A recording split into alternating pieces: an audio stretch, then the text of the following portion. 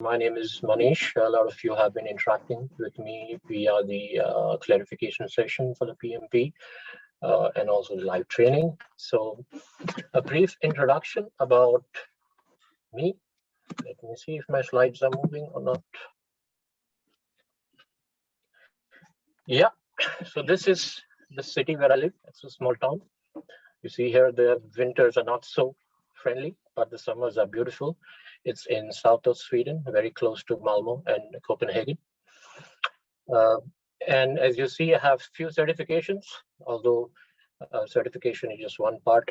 I think it's more the on-job training that really helps us learn new things every day. And today we are going to talk about what the project manager, the product manager need to know in terms of the organization's business. Right, Namita, so let me know, should we start? Should we wait? Do we have? No, we can continue. Yeah, we can continue. In between, I just want to tell my audience, we just wanted to know our audience. And in between, whenever Manish will ask, I will launch a poll for you guys. You can vote over it. Then we'll share the result and Manish can discuss on that. Okay, cool. Cool, Manish. Yeah. Hello. Yeah. Let's start. Okay. Okay, you can start. Yeah, thanks. Thank you. This is what we will try to understand today, the project's ecosystem. And the key point for today is to have a good understanding of the organization's business. Then, of course, how the regulations would impact your ability or constrain your ability to do projects. And then we will, at the end of the session, discuss about a new concept called value-driven project management. And then we will end with the PMP exam content outline, the new domain which has been introduced by PMI, which is the business environment. Now, Namita, first poll, please. Yeah, sure. Just a sec. So we will have a quick poll, not more than a minute, because we are time constrained. Right. I'm launching the poll then. Okay. So here we have a poll. How many of you have seen your organization business plan or similar document? So you can choose any of the option. So then I'll share the result.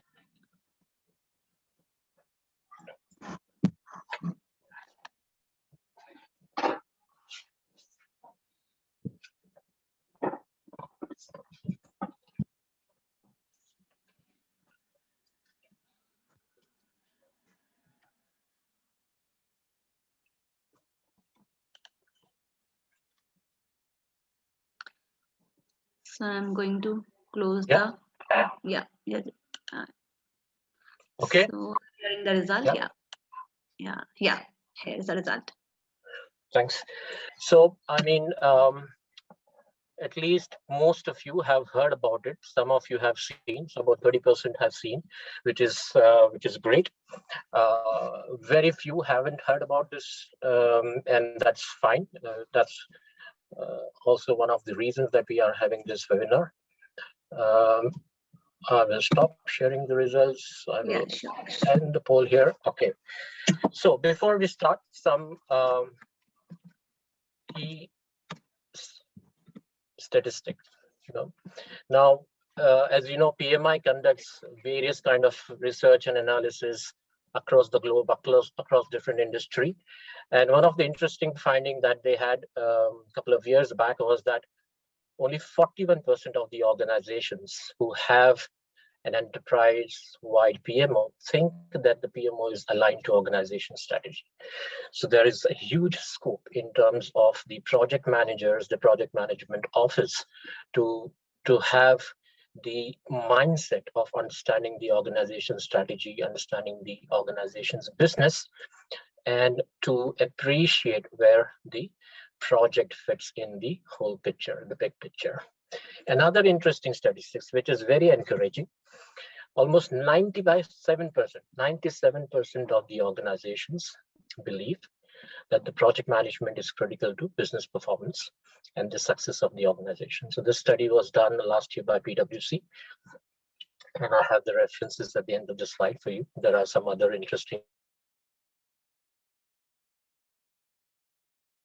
perspectives. So with this in mind, which means that as the project management as a function has immense potential in terms of getting itself aligned with the business strategy. And at the same time, 97% of the organization, they understand and they appreciate the value, the potential value that the projects can bring to the organization. So now let's look at the project ecosystem.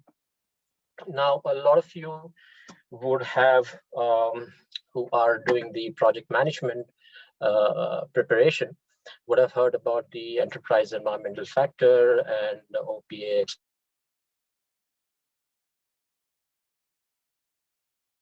In projects have an ecosystem, that's a reality. Now, it is also a reality that your operating environment can and will have impact on the way you execute your projects. If you look at the innermost layer here, the internal environment, which is your performing organization or the organization that you're doing project for. Then surrounding the middle layer, which is the micro environment, which would be your direct competition. It could be your direct customers, it could be your direct suppliers, etc., etc. Which is a macro environment, which is not really under your control, to be honest, but it is definitely necessary for you as an individual or as a project manager to understand the impact of the macro environment on your ability to deliver the project. Now, this small dot here, this is your project, right? But your project cannot be run in isolation. All the three layers, the internal environment, the firm's environment, the firm's culture, their people, processes, etc. The micro environment, the third parties whom you are dependent on, your suppliers, your customers, the third party which can impact your organization, your competition, etc. You should be, as a project manager, aware of the entire ecosystem to an extent where your project is getting impacted, right? Now, in terms of the control, as you see the arrow here, also in terms of the rate of change or the stability, your internal environment is the most stable in terms of relatively most stable of the three. And then your microenvironment is somewhat under your control. You can choose your suppliers. You can also choose and target your customers. Competition you cannot, but at least you know the competition has an immediate impact. When it comes to the macro environmental factors, that is something which you really cannot impact that much. And that can change at a pace which depends on the industry that you're operating in. Right. So having understood the project's ecosystem, now let's talk about, or rather build a base on what the projects really do in terms of delivering the business value, or how does the project really help the organization's business strategy. Now, more and more, you know, the more and more organizations are doing projects to deliver business value to their customers. The dynamic duo here, the small diagram on the right-hand side, it talks about how the business and the project function or the project really should interact, or how both of them are dependent on each other. Now, a project is normally created or initiated to have a positive incremental value for the business. So you as a project manager should first try to contextualize the project and where it fits in your entire business domain. So depending on the industry that your project is being delivered, it is important for you to know how the project will have positive impact on the organization's business. At the same time, it's also very critical that you should know your boundaries. And when I say boundaries, this is not the traditional boundary term that we talk when we talk about scope, etc., etc. The boundary here is to be realistic in terms of setting the expectations of what your project can deliver. So you should be aware of the expectations and set the expectations realistic. So you should not overcommit in terms of the business value that the project can potentially deliver. So if you see the recent trend that we have, the enterprises are doing more and more product development, service development, product enhancement via the projects. So product development, product enhancement, services, etc., is more and more done via projects. So the capex, or the capital expenditure that the organization spends on the projects, is increasing more and more when you compare to the OPEX, which is the operational expenditure. Another interesting way to look into it is that now we are more and more, at least in the IT field or the digital field, we talk about the DevOps, DevSecOps, DevBizOps, or the various terminology. The essential thing to know is that the line between the development and the operations is getting blurred, which means that the project is now doing a lot of development and also doing operations. Right. Okay, so here is another interesting way to look into. I don't know why my animation is not working, which is strange, but how the project management view has changed, right? The project manager's roles and responsibility, when you look at few decades back, and then when you look at the 90s and what it is today. Important thing here, the project manager were mostly expected to be like a person who is typically good at managing, executing, controlling, etc. Not so much into the business mindset. And that has shifted. So now you have project managers who are more and more involved in your strategy, although they may not have a decision-making authority, but they are definitely influencer. They should also be aware of what are the business solutions, what are the market offering that the organization is having today, and how the project is going to help them enhance or deliver new market offerings. Look at the right-hand side. What we have is the project success, which was traditionally the iron triangle, the triple constraint that we were talking. That has shifted more in terms of the integration between the project and the program. So more and more project and program are getting cohesively integrated. So the line is getting blurred. If you look at the diagram that we have on the bottom here, the triangle, that is a very famous book. It's from a very famous book by David Williams and Tim Parr, which is the Enterprise Project Management, Delivering Value Through Enterprise Project Management. But what you need to appreciate here is that, okay, it is working actually. Okay, so yeah, so these are the things which I really like: the strategy development part, the multiple success criteria, and the project management as a discipline is becoming more and more global and is being integrated a lot with the program or the portfolio. What you should see here is that when you talk about the benefit realization, when you talk about the output and the outcome, the project management and the program delivery management boundaries are getting very, very blurred. Project managers are involved more and more in the program operations. They have some say, and they also have to then lift their mindset in terms of moving from more the execution-oriented tasks to having and a tactical view of the organization business.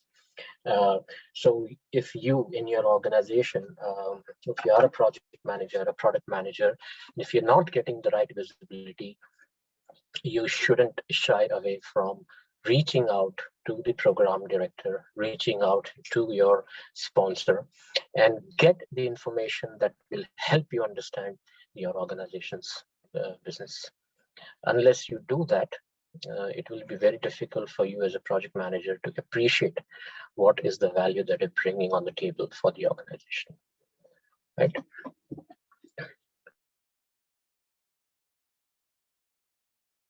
And therefore, I would strongly encourage that.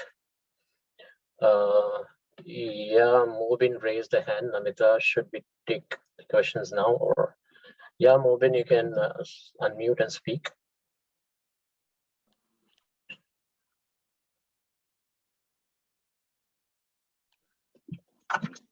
I guess for question and answer, somebody raised the hand. Let's check. I think Mobin raised the hand. I don't know. I guess he messaged you and not to me. I guess I'm not able to see. Yeah, okay, but Mobin, okay, we'll park it for now. We'll take it at the end of the time permits, right? Yeah, So that would be better. Yes. Okay. Now,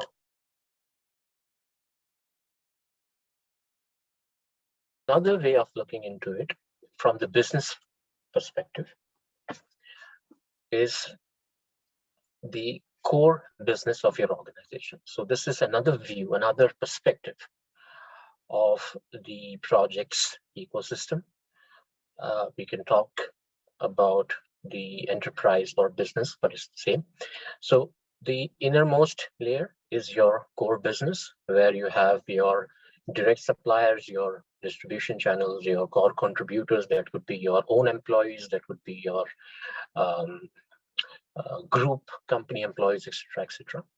And then you have the extended enterprise here, and that is your layer which also helps you deliver your core business, but it is not belonging to part of your organization. So that will be your suppliers, your third-party suppliers, your customers of customers, your customers, then your standard bodies like PMI, like any ISO, like PCMM, CMM, and then you have suppliers of complementary products, which is the product that would complement your organization's product that you are going to deliver.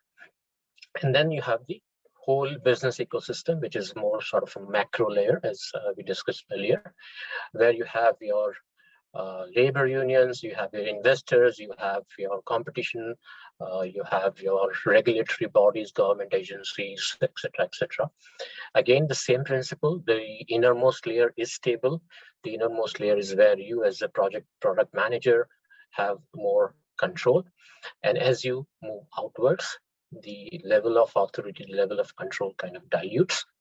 And at the same time,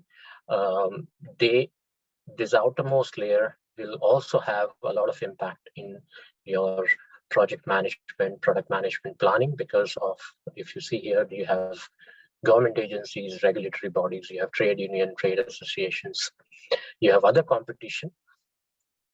And to stay relevant in the market, you also need to know what your competition is doing, and then ensure that your project and your business strategy is aligned to stay relevant in the market, not just do products or projects without knowing what's going on in the wider world, right? And if you look at the bullet that I have, be emotionally aware of the business landscape. We talk a lot about emotional intelligence, etc., etc.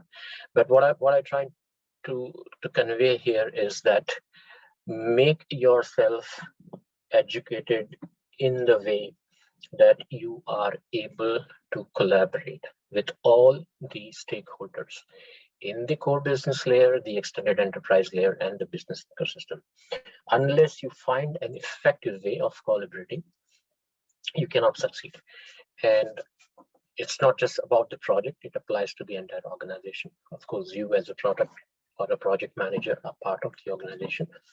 So you need to be aware, emotionally aware, and try to find synergies, try to leverage the suppliers, your direct customers, and at the same time try to find good communication channels with the agencies, the regulatory agencies, with the trade unions, etc., to minimize the impact on your project or the product deliverables.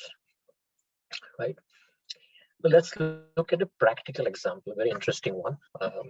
This is the business environment ecosystem, so as to say, of Netflix.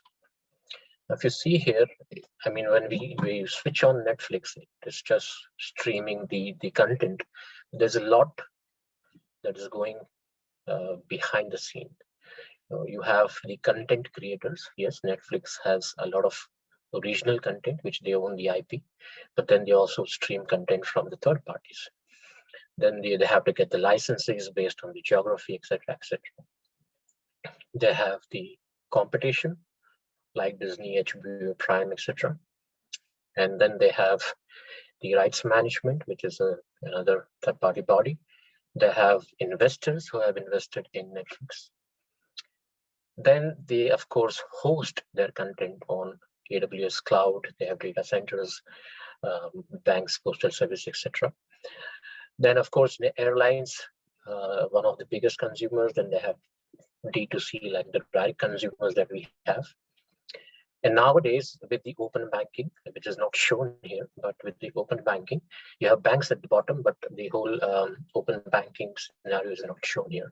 So you're watching a movie on the Netflix and you want to order a pizza, you can do it without really logging into your bank. That's the whole PSD2 or the open banking protocol that we will soon have, or rather it's live in some countries. So Netflix also now can provide you an integrated solution in terms of ability to order something without really logging into bank. So the way it works is Netflix will then talk to your bank, which is a pre-setup that you have to first do. It's a one-time setup.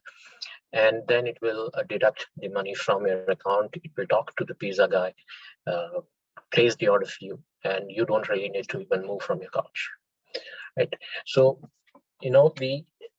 the world is converging more and more with the AI, the ML, the technology that is so heavily disrupting.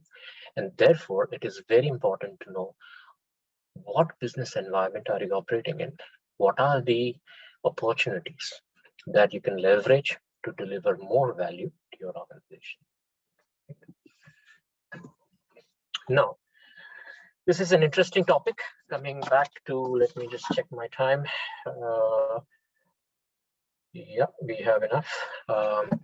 So this is also one of the topic in the revised content for the PMP exam, which is called as a PESLE analysis. What is it? I mean, we saw the business ecosystem, and we saw that there are multiple players in the entire ecosystem which can impact your ability to do business. And at the same time, as I said, if you can leverage those players in the right way, explore the opportunities, identify the threats, identify the constraints, identify the risk, and then have your business strategy aligned to your opportunities, to your risks, to your threats. PESLE analysis is primarily for the macro environment. Let me go back to here. So the outermost layer, the macro environment, is where we do the PESLE analysis. For the micro environment, we have another, which is called as a cosmos, which is not, I'm not covering that today, but that's another analysis. And along with PESLE and SWOT, the strength, weakness, opportunity, and threats, the business organization can have their strategy aligned with the macro trends in the market. So SWOT and PESLE really complement each other. PESLE is not at a detailed level like SWOT. We will see an example of PESLE as well, a very, very simplified high-level example. What we need to understand is the political scenario, right? The political scenario, you as an organization may be operating in multiple geographies, multiple continents, and each part of the world has a unique political situation, some very stable, some not so stable, some have your ability to do business. So you need to be aware of the political situation in the political scenario. Economic scenario is where you have, interest rate fluctuations. If you're operating in multiple countries, multi-currency projects, multi-currency transactions, then you also need to know the fluctuations in the currencies. You cannot really control, but there are ways to hedge the currency fluctuations. And when I say ways to hedge, of course, the organization also does the hedging, but if we are part of the larger program or the product, you should also think of those factors when you're asking for budget. Social, very critical. We just saw the example is interconnected more and more than ever before. The demographic factors, the population growth, the cultural aspects, etc., etc. You can have your targeted group of customers based on how they are behaving on the various social channels that are available today. So there is a lot of analytics that goes on, and this definitely your profiling your customers, etc. This will also have an impact on how you strategize your business. Technological, the technology is more and more becoming horizontal across all industry. It is not ITs just like telecommunication. It's becoming an enabler, not really a silo or not really a vertical function. IT is basically a horizontal function. So the technology factors, the R&D, etc., outsourcing decisions, the quality, the efficiency of the systems that you're procuring, the ability to scale up, the ability to host, the ability to do real-time mirroring, data recovery, disaster recovery, business continuity, etc. Those all are technological aspects you should consider. The environment factor is not the enterprise environment factors that we talk in the project management PMBOK, but this is more like the natural environmental factors. It could be natural calamities, natural disasters, etc., etc. And then the last one is the legal, which we will also see. Legal is more in terms of the law of the land that you need to comply. Now, a very, very simplified example of PESLE, which is for the Apple.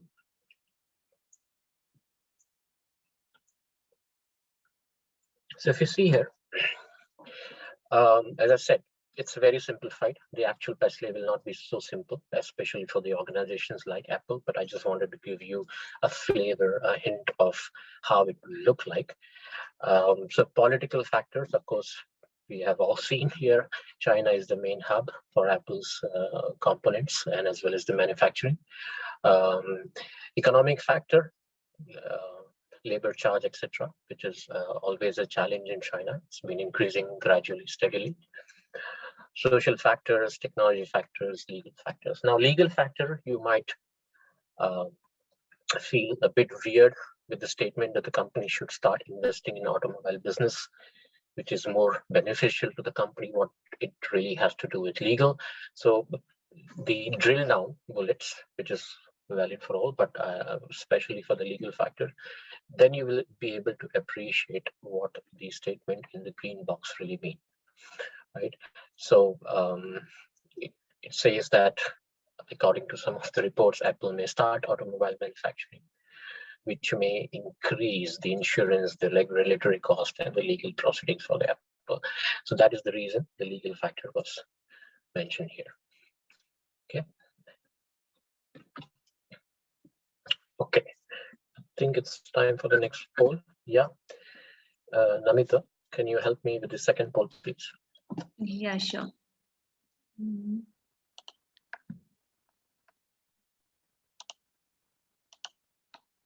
Launching now. So yes, Yeah, sure. so are you Sorry. working in industry? Yeah, here you can continue. You can continue. Yeah. Okay. So this poll is all about, are you working in an industry that has a regulatory or compliance need? It's one-sided, 100%. I'm going to end. See. Hmm. That's good. So most of you are working in the industry which is regulatory and compliance need, which is good. Then I think you also do appreciate the FSLA, especially the legal, the political factors that could impact the project or the product development. Okay. Okay. So regulations, they are a reality, and they are a reality. We have to accept it. And as I said, regulations can also be an opportunity. It is how you look at it. For example, there has been for quite a few years, I would say more than 4 or 5 years, work going on in the EU region for self-driven cars. Of course, it's going on in US as well. There has been a lot of experiments. There has been different automobile companies investing a huge amount in research and development. Now, the regulations that we have in EU is that the self-driven cars are not yet safe to be driven in cities because of the risk to the life. If something goes really wrong in the software, the car can actually create more accidents and there's a threat to the life. Now, recently, at least the part of the EU where I live in Sweden, they open up a couple of cities to test the self-driven cars, which also means that the regulation which has been changed is an opportunity for the automobile industries. So if they are ready with the self-driven cars, they can conduct the test and potentially get the license to sell commercially in the future, right? So regulations should not be seen only as a risk. So it's an act of how do you balance your risk and your opportunity. The ones in the red that I've shown here, compliance, which is the regulatory compliance need that you will have. Usually they are geography based, so they are based on which part of the world you're doing business in. Some of them could be global, but mostly the compliance is local, and same applies to the law of the land, law of each country. There might be a bit of tweaks in it, but it's still a local law, the jurisdiction. And then there will be certain rules that you need to follow. And the red ones are something which you should appreciate and take seriously.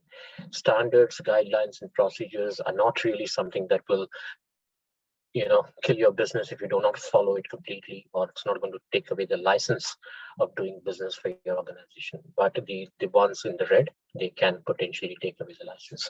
So you need to understand the difference. One of the board members of the organization that I work with, he made a very interesting statement that, at any point of time, our organization should be compliant to an extent that it gives us legitimacy to do business. Compliance cost is very high, regulatory costs are very high, and you need to understand what is the impact if you're not compliant. So in some of the industries which are quite heavily regulated, the impact could be that you can lose your license. It could be temporarily suspended, it could be suspended forever, etc., etc. Some of the industries are not that strict. Now, if you see this is a graph from 2017-18. Unfortunately, I do not have any latest one, but it shows the various industries, and this is specific to the EU region, so it could change based on whether you're in North America or Asia. Oil and gas is the heavily regulated, and then you see the least regulated is the real estate industries, which is a bit surprising when you see the financial services also least regulated, but that's the graph based on the 2017-18. You operate in, the impact of not being compliant could be much higher. Let's take another example for that. Cost of non-compliance. Now, yes, it definitely involves investment and the organization wants to be compliant, but the potential cost of not being compliant could be also way higher. And this is a graph, again, as I said, this was 2018. So they had projected for 2020. I don't know what the actual figures are, but if you look at the penalties that the banks have received by the regulatory bodies or from the regulatory bodies. So every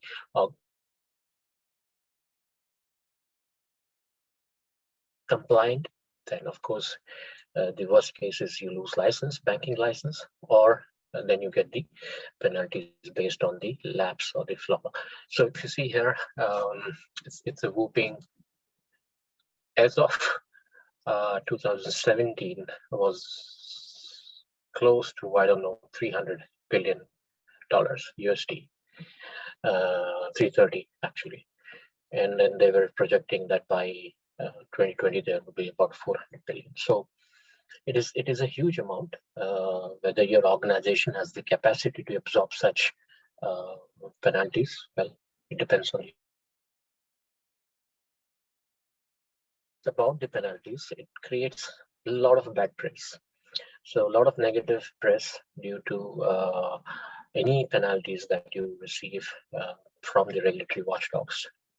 Okay, so you need to understand, I have a few raised hands, so I will park them and I will take the questions. We have some time yet.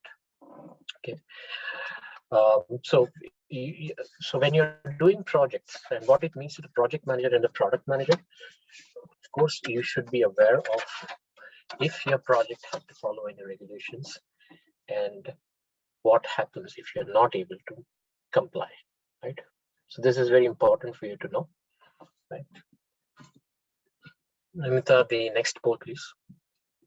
Sure.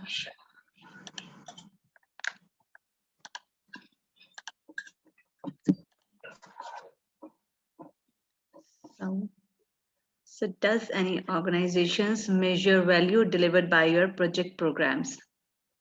Yeah, again.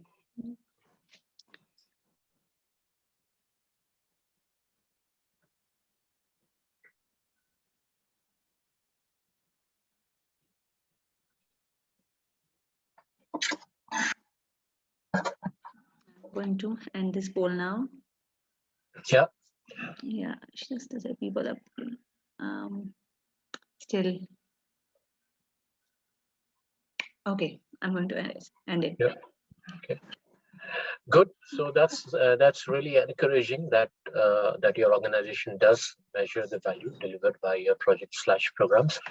Only 10% said no.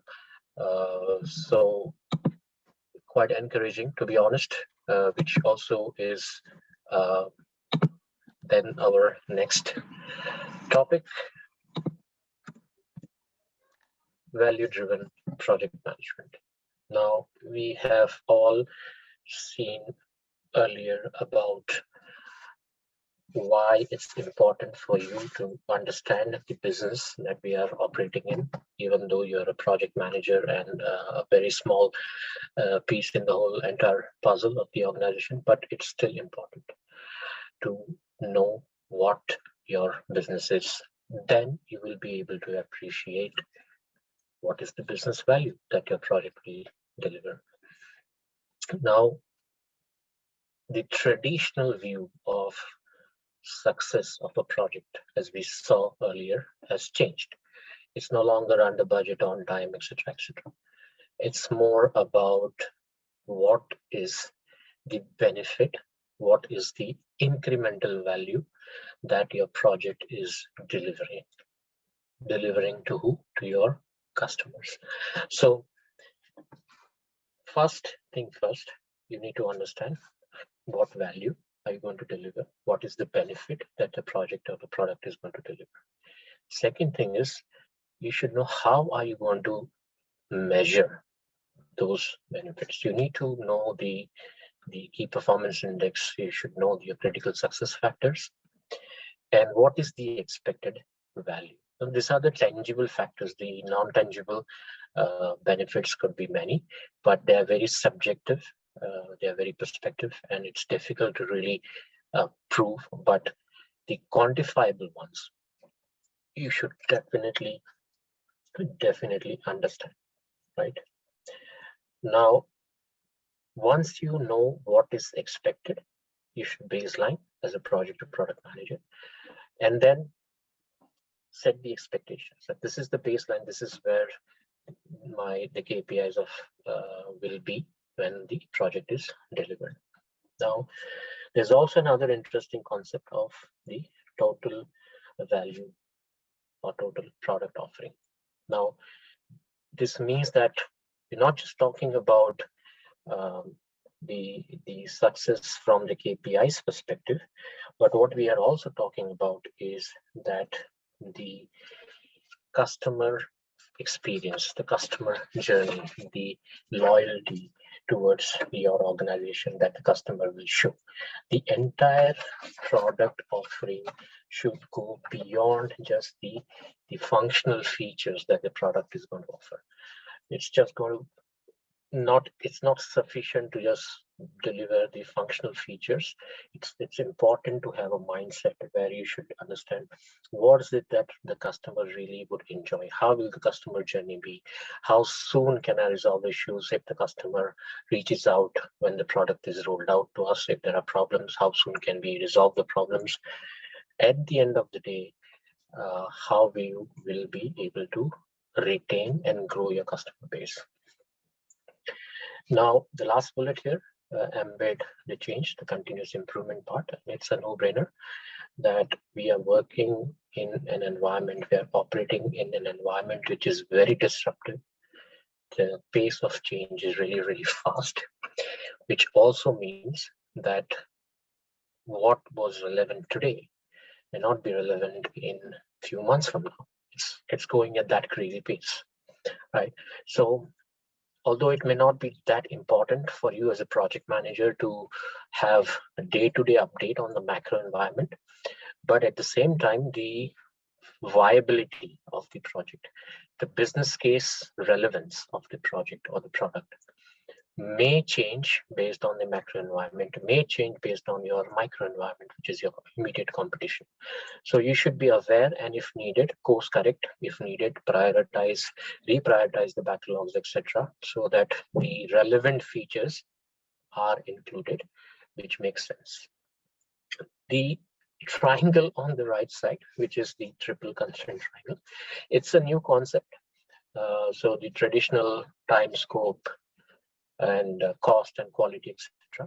That's not what we are talking here. It's obviously the evolution of the triple constraint, but in this framework, it's a very detailed framework. But the whole idea here is the value is the function of the scope and the capability.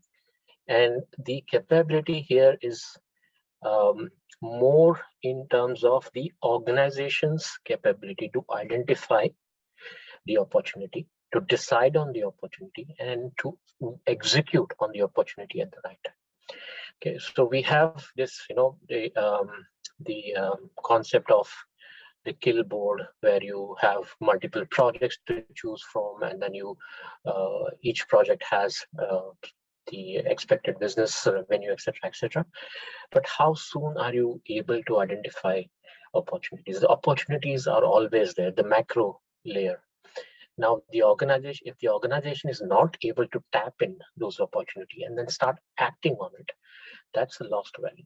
So the value for an organization is the function of what you're delivering, which is the scope, but also what you were not able to deliver on time.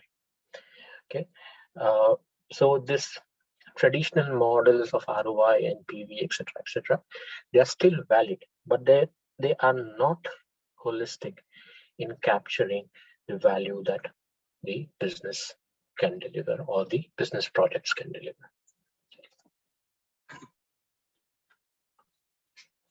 So business value, what is it?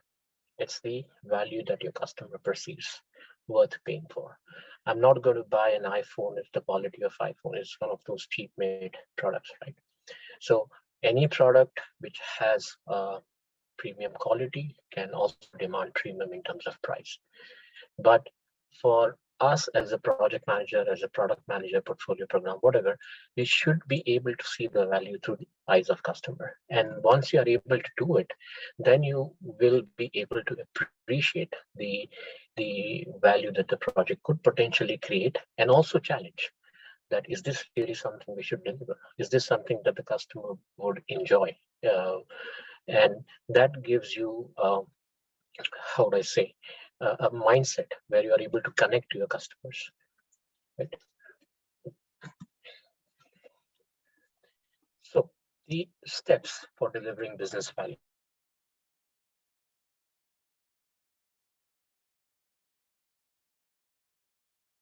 Level. We're talking here about project and product. So understand the vision of your product or the project. What is the business value that you, as a project manager or a product manager, is going to deliver, or what is expected from you? And then you have to educate your team about what is the business value, what is the vision of our project or a product, and bring them on board in terms of their feedback should be taken. Also, this will help them grow as an individual team member. If they do not understand business, what the piece of code or whatever work they're, then it will not be that exciting, right? And then of course you execute the project to do the work and deliver the value. And then the last step is you should measure. As I told you before, the business value delivered will always have some non-tangible subjective measures. What you should focus more is on the tangible ones, because that's where you can actually show and prove that your project has delivered. A lot of projects, when they are done and the product is delivered, may not show immediate benefit. It is a long road, right? And that also you as a project manager should be able to get the expectations right with the stakeholders, that when the product is delivered, the actual benefit realization or the reaping of the benefit will take some time. And most of the organization have the business benefit realization as a function. And then you should then hand over your product benefit measurement to them. So it should be institutionalized in the organization, but at the same time, you shouldn't be expected to achieve the 100% benefit on the same day or the same week or same month as your product is delivered, because it takes time to realize the benefits, to reap to harvest the benefits. It takes time. Okay. This is another way of looking into it, more of a technical PMI, PMP kind of, input, output. What is your business case, business drivers? What are the KPIs that you will measure? How those KPIs then translate into the business value, and then this continuous improvement, which is again a line function, not really a project function. But this gives you another perspective of how the value-driven project management mindset should work. Okay. So yes, cost is important. Yes, timelines definitely important if you are how do I say, working with, for example, regulations. If there is a deadline to be compliant, yes, timelines are important. But at the same time, it is the value which is the most important, and the value is perceived from the customer point of view. Okay, coming to the last topic, the PMP exam, of course, sort of, has changed. We have 3 domains now. Business environment is Of course, in terms of the question, weightage is very less, 8%, but it is also business environment is definitely one of the domains where you can score much, much higher, because the complexity, and I have another webinar in some time, 15 minutes from now or 25 minutes, where I talk about it. In terms of the complexity of the questions, business environment is the easiest one. So if you are able to get a grasp of this domain, you for sure will be able to score 8% without too much stress. That I'm 100% sure. So what do we have here? We have plan and manage project compliance. We spoke about that. As I said, the compliance should not always be seen as a risk. It is also an opportunity, depending on which industry you belong to. Then we talk about the project's benefits and value. So it's all about the benefit realization management. You should be able to understand, evaluate your business environment changes. We talk about the micro, macro layers. We talk about them from business perspective and in general. And if you are able to understand how they will impact and your project scope, your ability to deliver projects, and then support the organization change, which is the continuous improvement part. And here we also talk about how do we ensure that whenever we are creating new products, delivering new products, or enhancing the existing product, how the organization culture should really be changed.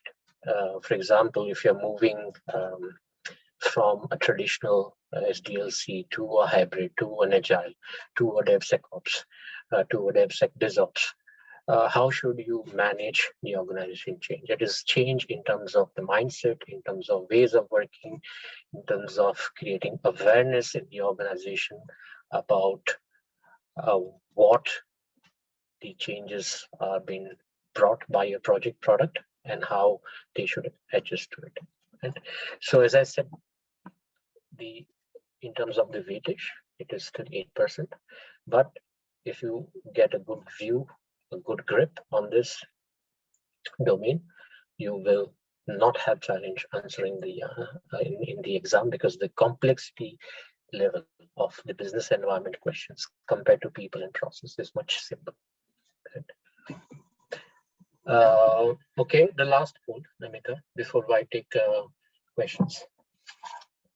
So we end our slides, but we have one more poll, and then I saw some raised hands and chats, but we will take it. We have some time. Sure, I'm going to share a poll right away, the last one. Yeah.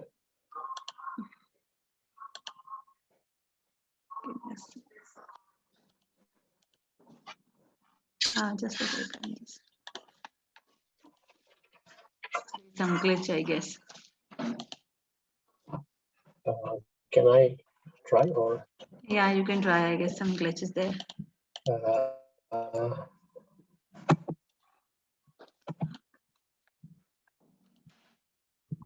Okay, I am trying. Okay, so we have the fourth poll, which is sharing the feedback, which is important for me to understand if this really helped, if there's worth investing the time.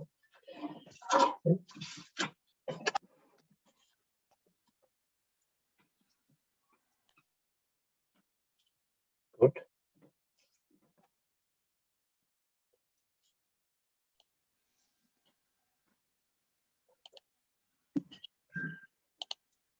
Yeah. Okay, good. Thanks for feedback. And now we can take the questions on the Q&A box. So Pallav has the first question. The blue points in the regulations are equally important and should be taken seriously. If not followed, even they can lead an organization.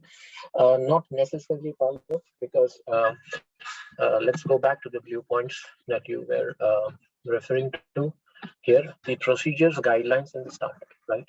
Now, again, what is standard? For example, if there is a need from the customer that you should follow an ISO 9000 plus whatever standard. If there is a need from the customer that your organization should have a PCMM certified standard, yes, then of course you may lose that customer. But they are not necessarily, not always something which, if you're not following a standard, you will immediately lose your license. You might get a warning, you might get some breathing time to comply. Procedures, a set of procedures and guidelines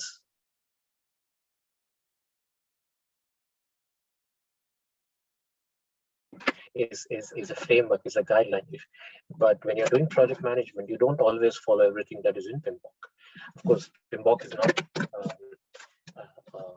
a legally binding book, it's a guideline.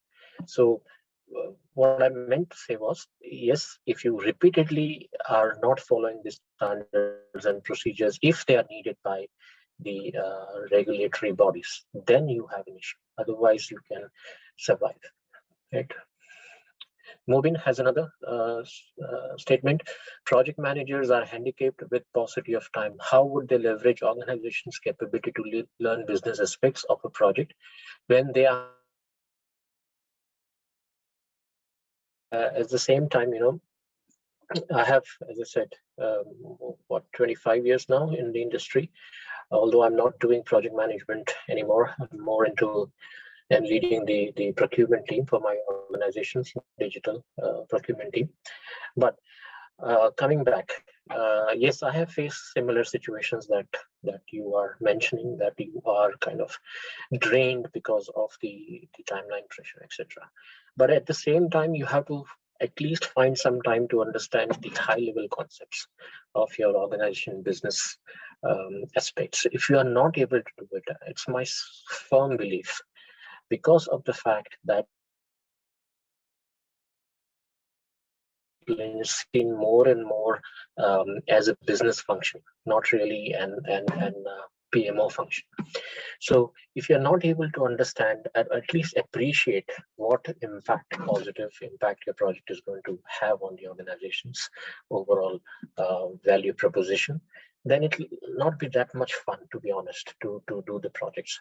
So it's all about negotiating with your sponsor to at least get some view, reach out to your organization, get a business roadmap, try to understand what products your organizations are offering, and you don't need to really spend so much time on it. You can do it as a leisure reading. Do you know what products your organizations are offering?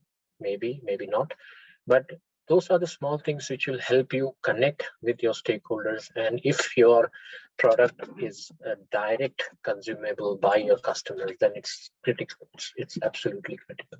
So it's all about trying.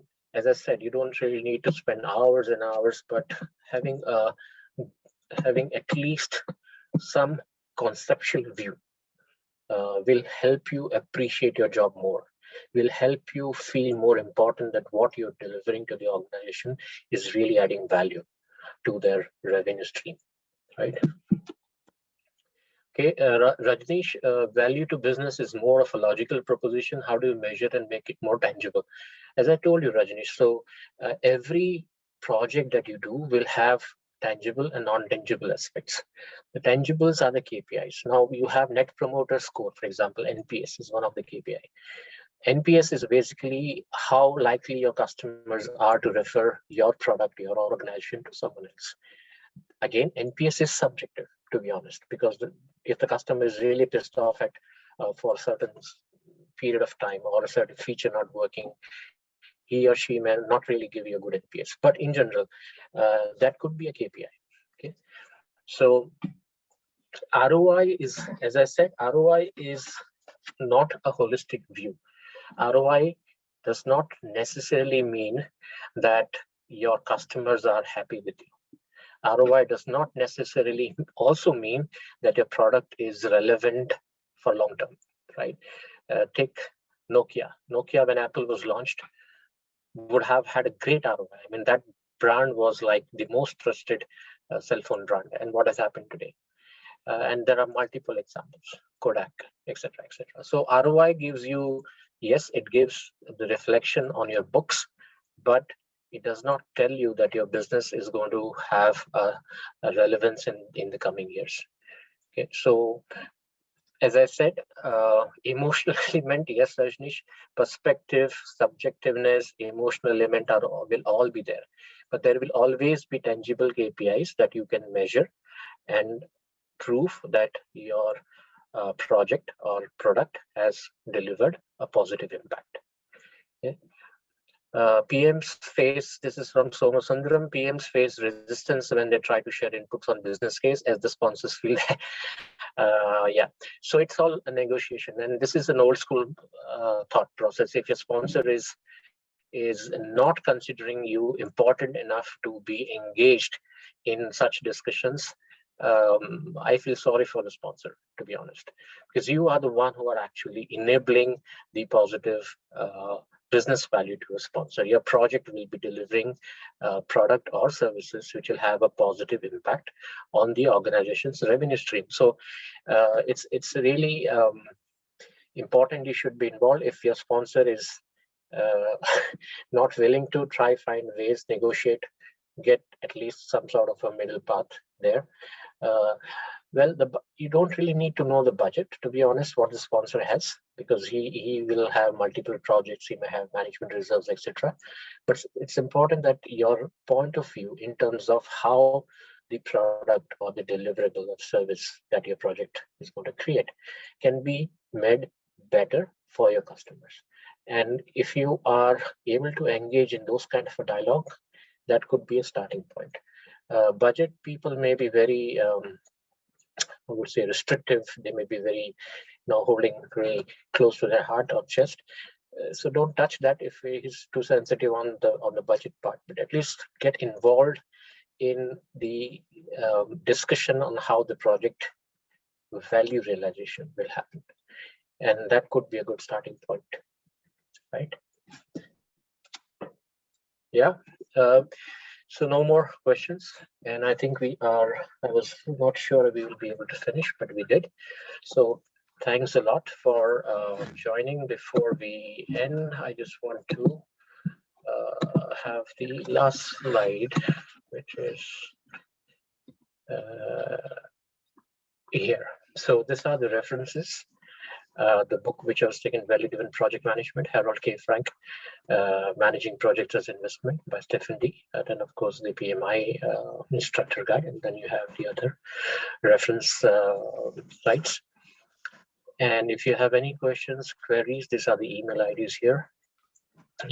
We'll be happy to help. If you want to have any follow-up recordings, etc., I think it will be uploaded on the Eisenbrick channel soon. But if you have any other questions, logistics issue support, and then we have the other email IDs. Right? Thanks all for joining. Wish you all whatever is left, good weekend. And if you are joining the next webinar, see you in 10 minutes from now. Thanks. Thank you, Manish, for such an informative and insightful session. And I hope you will be taking many more sessions like these kind of sessions for our avid learners. Yeah. And thank you everyone for attending this session. And I'm going to share the recording by tomorrow, and you can claim the PDNL from this webinar. And if you have any queries, you can drop an email to support as Manish shared. So you can drop an email to support@eisenbridge.com. And we are glad to help you out. Thank you. Take care. Thank you. Stay safe and good night. Bye. Yeah. Bye-bye.